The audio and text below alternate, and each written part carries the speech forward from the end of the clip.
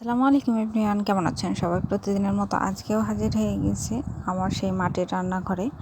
তো আসলে আমি আমার আগের ভিডিও একটাতে আমি বেকারি স্টাইলে বিস্কিট বানাইছিলাম, যে ভিডিওটা আপনাদের শেয়ার করছিলাম। তো এক আপু আমাকে কমেন্ট করে বলেন যে আপুর রেসিপিটা দিন, তাহলে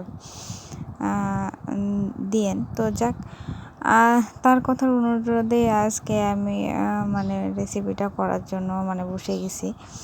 তো যাক, তো এখানে আমি ময়দার আটা নিয়ে নিয়েছি 1 কাপ। তা আপনাদের সুবিধার্থে আমি কিন্তু যেগুলো রেগুলারলি ব্যবহার করা কাপ, সেই কাপেরই ব্যবহার করতেছি। তো আমি এখানে 1.5 কাপ ময়দার আটা নিয়ে নিয়েছিলাম, আর আমি হাফেরও কম যেটা বেসন নিয়েছি। তা আপনারা বেসন দিতেও পারেন, আবার নাও দিতে পারেন। তো যেহেতু বেসনটা আমার একটু ভালো লেগেছিল বলে দিয়েছিলাম। তো এখানে আমি 1.5 কাপ চিনি নিয়েছি। চিনিটা আপনারা যার যেরকম মিষ্টি যেভাবে খেতে পারেন সেভাবেই দিবেন। তো আসলে বিস্কিটে খুব বেশিও মিষ্টি আবার ভালো লাগে না, আবার কমও মিষ্টি ভালো লাগে না। তো যাক, এই তো মাপ অনুযায়ী আমি সবগুলো উপাদান মিক্সড করে নিয়েছি। তো আমি সাইডে রেখেছিলাম বাদাম, আর সেই বাদামটা কিন্তু বাদাম কুচি করে নিয়েছি, যেটা চীনা বাদাম। আর এই চীনা বাদাম কুচি করে নিয়ে আমি বাদাম দিয়ে দিয়েছি। তো বিস্কিটের ভিতরে বাদাম দিলে কিন্তু ভালো লাগে। তো আপনারা যদি মনে করেন যে না, বিস্কিটের ভিতরে বাদাম দিয়ে খাওয়া যাবে না বা খেতে ভালো লাগছে না, তো শুধু উপরেই দিতে পারেন বা নাও দিতে পারেন। তো যাক, এই সাইডে এখন সব কিছু আমার মিক্সড করা হয়ে গেছে। এখন আমি স্বাদের জন্য অল্প একটু লবণ দিব। তো লবণ দিলে কি আসলে বিস্কিটটা ভালো লাগে। তো আমি এখানে লবণ দিয়ে নিয়েছি। তো আমার মেয়ে এখানে বলতেছিল যে কোকো পাউডার দাও, বিস্কিটটা চকলেটের মতো করে খাবে তাই। তা আসলে আমি কোকো পাউডারটা দিইনি। তো সাইডেই আমি রেখে দিয়েছি, যেহেতু আমি বিস্কিটটা সিম্পল সাদা বিস্কিট করব, বেকারি স্টাইলে যেটা। তো এখানে আমি তেল দিয়ে দিয়েছি। তেল দিয়ে দিচ্ছি 1 কাপ, এবং আমি সাথে ঘি যোগ করেছি। ঘি দিলে আসলে বিস্কিটের সেন্টটা কিন্তু অনেক ভালো আসে, আর খেতেও খুব ভালো লাগে। তো এটা কিন্তু মেন বিস্কিটের উপাদান হলো তেল আর আটা আর চিনি। এই 3টে উপাদান যদি আপনারা ঠিকভাবে করতে পারেন বা মিক্সড করতে পারেন, তাহলে অবশ্যই আপনার বিস্কিট ভালো হবে। তো যেহেতু আমি এটা মাটির চুলায় করব, আমি কোনো গ্যাস ওভেন বা কোনো কিছুই ব্যবহার করব না। আমি শুধু মাটির চুলায় আমি কীভাবে বিস্কিট করতে হয় সেটা বেকারি স্টাইলে, তাই সেটাই আপনাদের দেখাবো। তো আটাটার মিক্সটা আপনি বুঝবেন কীভাবে? এই যে আপনি হাতের তালুতে নিয়ে মুঠ করবেন, তো দেখবেন যে ঝরঝরা যদি ভাব থাকে, তো ঝরঝরা ভাব থাকলে আরও একটু তেল ব্যবহার করবেন। তো পরে আমার তেল লেগেছিলো। তো যাক, আপনারা একটু তেল দেওয়ার চেষ্টা করবেন। আর এই সাইডে আমি বেকিং পাউডার নিয়ে নিয়েছি। তো আমি লাস্ট পর্যায়ে বেকিং পাউডারটা দিব। তো আসলে বেকিং পাউডারটা আপনাদের দেখিয়ে দিয়েছি, আপনাদের ভিডিওতে আমি আসলে দেওয়াটা দেখাতে পারিনি, স্কিপ হয়ে গেছে। তো যাক, এখানে আপনারা অবশ্যই বেকিং পাউডারটা দিবেন, তাহলে ভিতরে বিস্কিটটা ফ্লাফি হবে আর দেখতেও কিন্তু ভালো লাগবে। তো যাক, আমার আটাটা কিন্তু ভালোভাবে মাখানোও হয়ে গেছে, তো দেখতেই পাচ্ছেন। আর এইরকম হবে, তেল দিয়ে আটাটা প্রায় এইরকম এত সুন্দর হবে যেটা বলার কথা না। তো আটাটাও কিন্তু আপনার হাতে লেগে থাকবে না বা বাটিতেও লেগে থাকবে না, একদম সুন্দর তেল তেল ভাব হবে।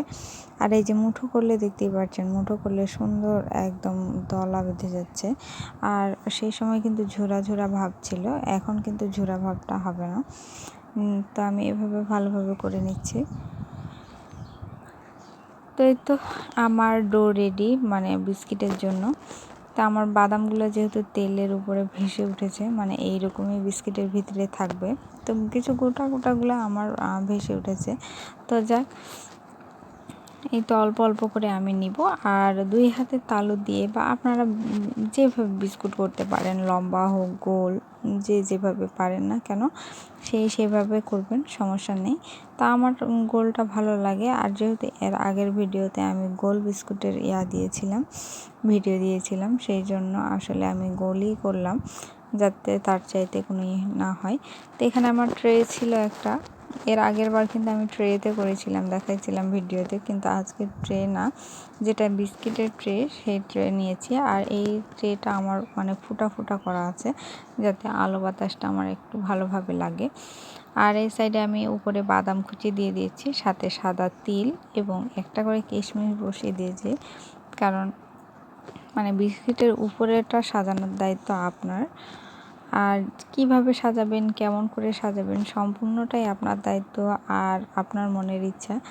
তো যাক, যেভাবেই আপনারা সাজাতে পারেন। তো আমার ভালো লেগেছে এইভাবেই, এই জন্য আমি এইভাবে করেছি। তো চুলার প্রসেসিংয়ে যাব, যে চুলাতে কিভাবে আমি দিয়েছি। তো এই যে চুলার ভিতরে যে আগুনটা, মানে আমি সকালবেলা রান্না করে নিয়েছিলাম, আর রান্না করার পর আমার কিন্তু চুলাতে প্রচুর পরিমাণ আগুন ছিল, আর যে কারণে আমি ওই চুলার উপরেই আমি রেখে দিয়েছিলাম আমার টিনের তাওয়াটা। আর নিচে আমার কিন্তু আমি কোনো প্রকারের জাল দিইনি বা কোনো প্রকারের কিছুই করিনি।